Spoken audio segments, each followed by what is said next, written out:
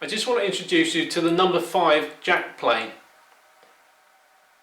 Once you've decided you're really into woodworking, then this is the plane I recommend you get next. You can do all sorts of things with this. It's short enough that you can use it for a smoother, yet it's long enough that you can prepare components for most small furniture pieces. You can use it at a shooting board. It's got enough mass to do some good shooting, and it's really easy to use and set up. The blade can be wound in and out simply with this wheel adjuster, and its lateral adjustment, so how much the blade sticks out one side of the mouth to the other, is simply by this lever here. There aren't many parts to it. A front handle, a rear handle, the main body, a lever cap that holds the blade in place,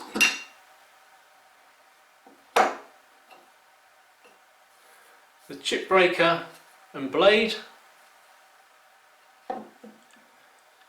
and the frog and its associated mechanisms.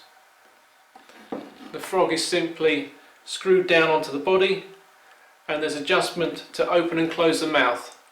You'd open the mouth, make it wider that is, to allow through thicker shavings when you want to take a lot of wood away quickly. But if you want to use it as a smoother, you would close the mouth up, make the gap between the front of the blade and the toe of the sole nice and slim. So really pretty simple, and definitely my recommendation for a first serious plane.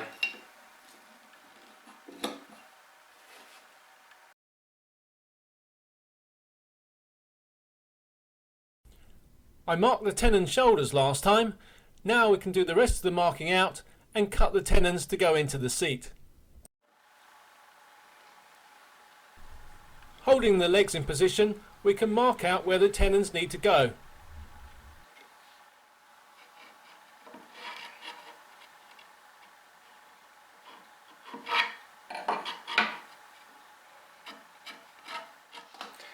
Just so we remember which one goes where, I'll just label this one A against there.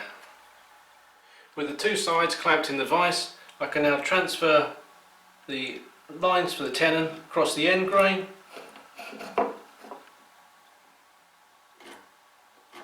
I can cut the tenons with my dovetail saw.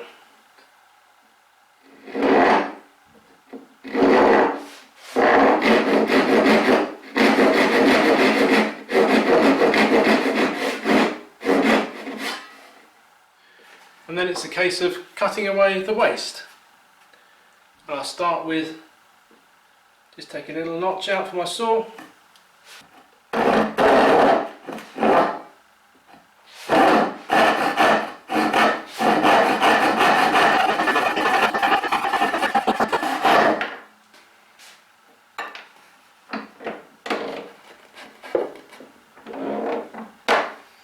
The waste between the two pins can be cut with a coping saw or just chiselled out.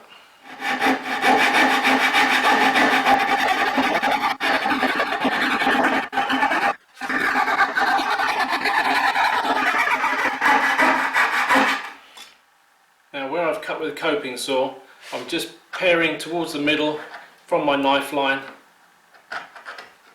and I'll turn this round the other way and come from the other side, meet in the middle, and make sure there's no bump in there.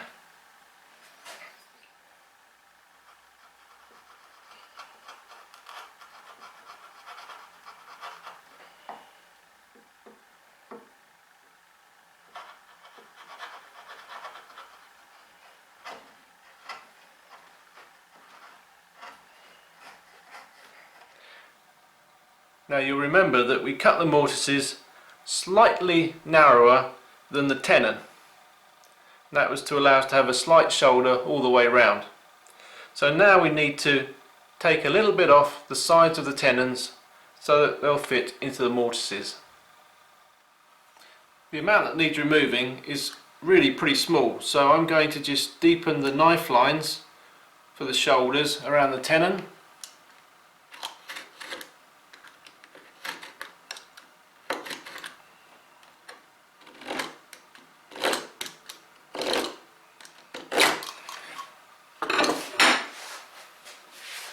Then use a chisel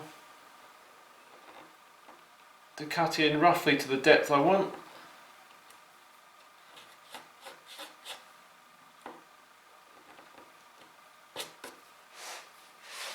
And then just pare this surface down flush with that line.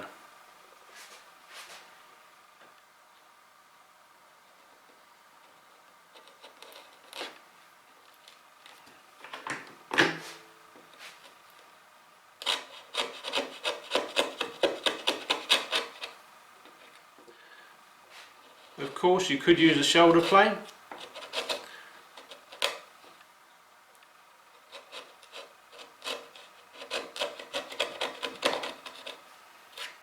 So that's roughly how much we've got to take.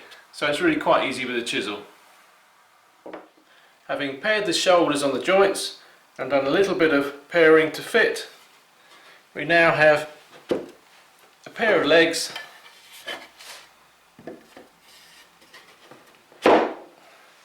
that fit nicely into the seat. Now we've got a simple stool, but I want to add a little stretcher in the bottom to stop the legs from splaying apart when you sit on it. And we'll do that next time.